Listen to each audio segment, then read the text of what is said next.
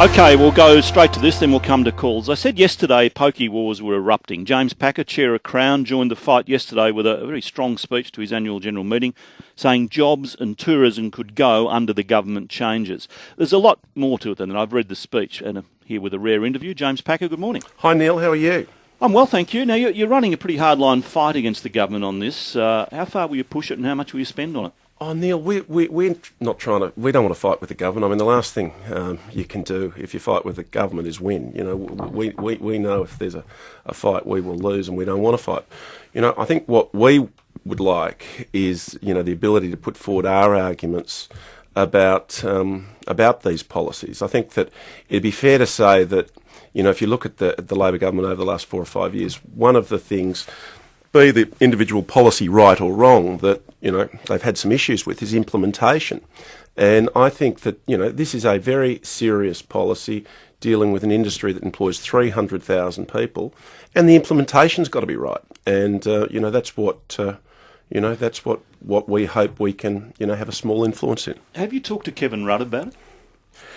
I haven't, and I'm lucky, Neil, because on the way in here today, this morning, I heard you talking to Peter Ryan, and you were making the very strong point that private conversations should remain private. So I think that I might have got lucky that you guys were having that debate at 5 to 9. Otherwise, I wouldn't have known where to go. That's a fair point. I'm interested though. Kevin Rudd, there's reports in the paper today, might use it as a divisive thing, that he would be on your side and Julia Gillard's the other side. Do you think that's possible? That it could turn to such an important issue? I don't know, and it's not for me to speculate on the internal workings of the Labor Party. That's above my pay grade. So I'm sure the Labor Party has got a position, and we are respectful of that position, and just as we're respectful of Mr. Wilkie. I mean, I've met Andrew Wilkie once or twice, and I like the guy. I mean, we come from a different position. But, it's in my mind anyway, it's not personal. But he's made it personal. He said yesterday that you were only telling half the story on pokies, you personally, and he raised the case of a man who had committed suicide. I was disappointed to read that. But I guess if you... No, I think we're all at the age and stage where those things, don't hurt too much. In fact, in one sense, it looked bad until you compared it with what Mr. Xenophon did. Mr. Xenophon compared me to Mugabe. So I think, one of my friends said last night, well, at least he didn't compare you to Gaddafi. But from my perspective anyway, I'm going to try and keep it, a bit more professional than that. Okay. Worst case scenario, this goes through. What's the impact? How many jobs? How much tourism? Well, I think...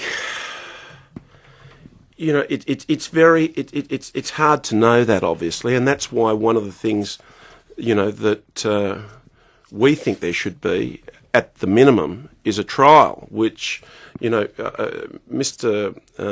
Wilkie and Mr. Xenophon keep on saying, all they're doing is trying to implement the Productivity Commission's recommendations. Well, the Productivity Commission's recommendation was there must be a trial, because there wasn't an economic impact study done when the Productivity Commission handed down their work and their report, and that's very unusual. You've got an industry here, Neil, where 300,000 people nationally are employed by casinos, pubs, and clubs. 300,000 people. I mean, we hear about the angst.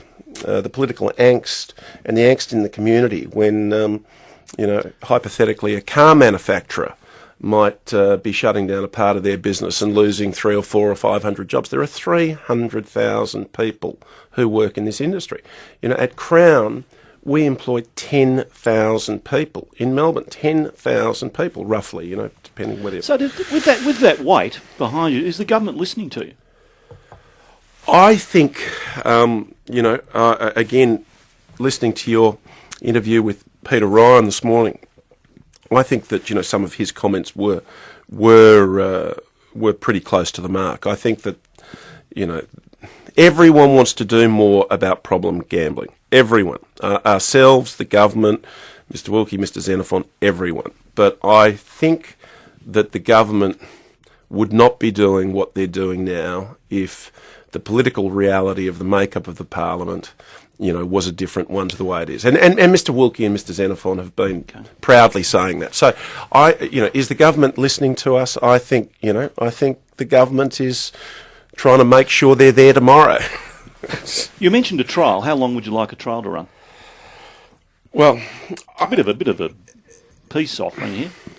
I think I think there's a whole series of things that would be needed to be looked at in terms of a trial, and you'd need to have long enough, and you'd need to, the Productivity Commission also mentioned alongside a trial exemptions for special cases.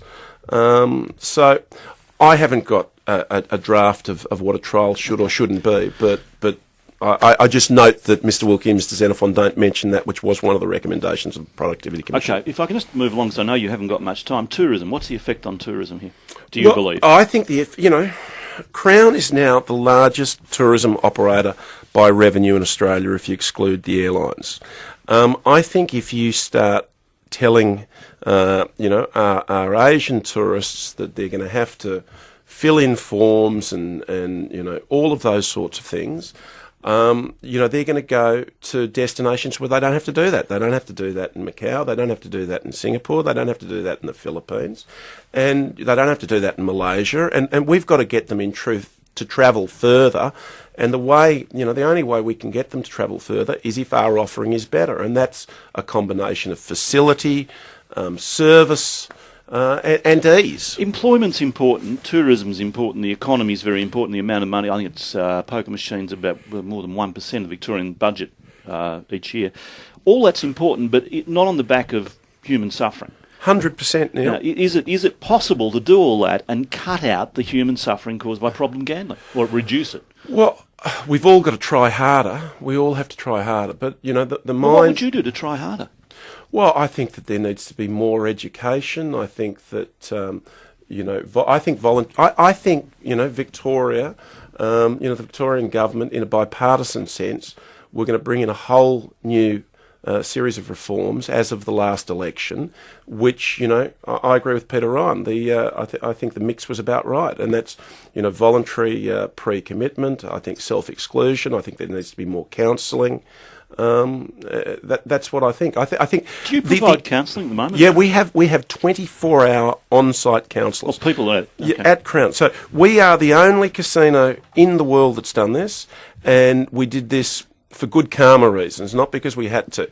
We brought in voluntary pre-commitment before anyone else in the world. We had on-site counselling before anyone else in the world. Those things, reduced the money by definition that we would have won from it. You must feel misunderstood here then. I mean, you're not getting much sympathy. People saying you're a rich... you know what the inference. You're a rich man profiting on misery. 100%, and I obviously do get upset at that. I can handle the Mugabe lines and all of those things.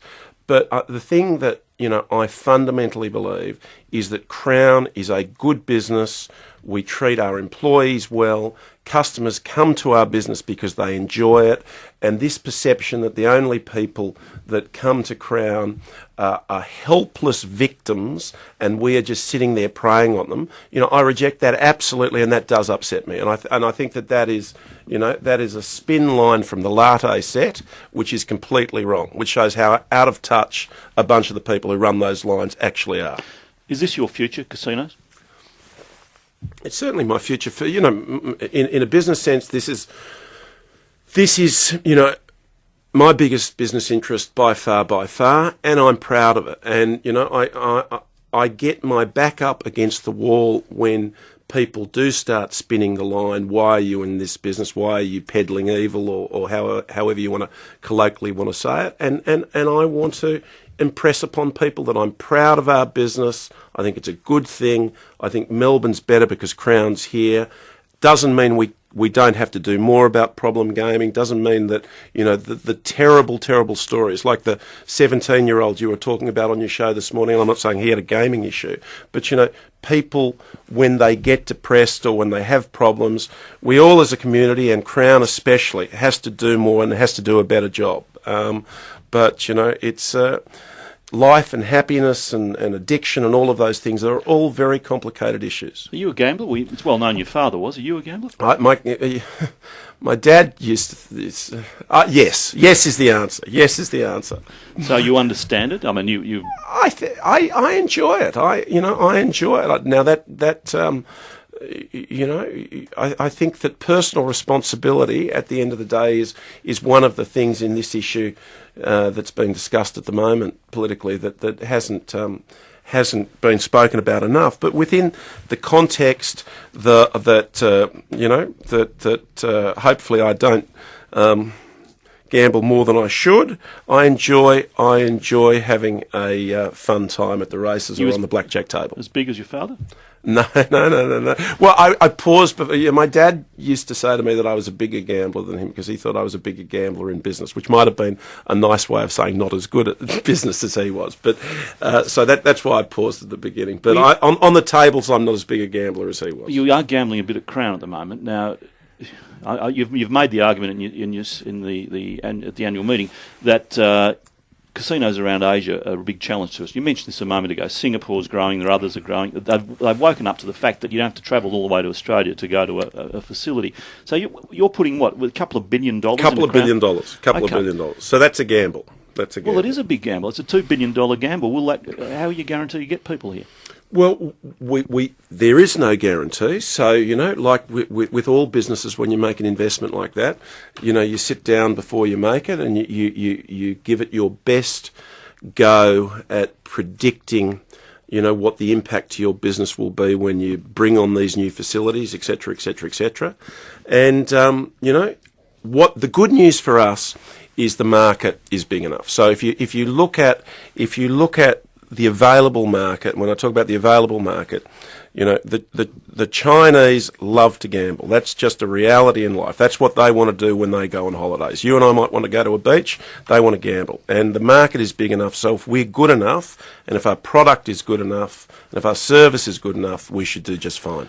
The small pubs with the pokies, are they more of a problem, would you argue? I mean, is Wilkie and Xenophon on the right track there, that you've got to do more in small pubs rather than the bigger pubs and the casinos? I do think one of the things that, in this argument, the Productivity Commission, in their report said exemptions need to be looked at. And I think that's code for saying there are different people in this industry who operate different ways. And I have great sympathy for the clubs in New South Wales because at the end of the day, the money all goes round. There isn't a big, the money gets recycled in the community.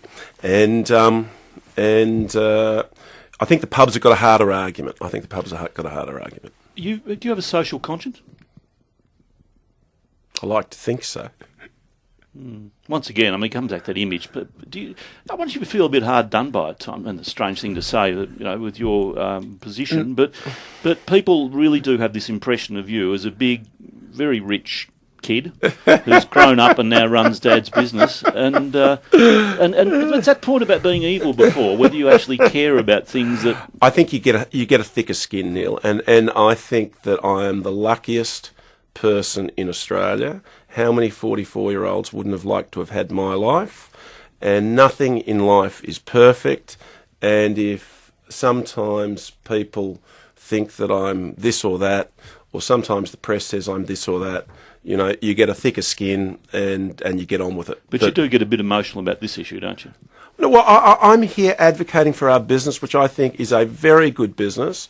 And, it's not nice when people, go to your character when, I'm very happy to talk about all of these things on the arguments. And at our AGM yesterday, we didn't personalise anything with anyone. But, we tried to be very factual, and you said you'd read the speech. Yep. We tried to be very factual, very logical, and the response that comes back is you're Mugabe. So, that's okay. I know you have a plane to catch. Thank you very much for your time. Thank you, Neil. James Packer, 96900 693 13 13 13.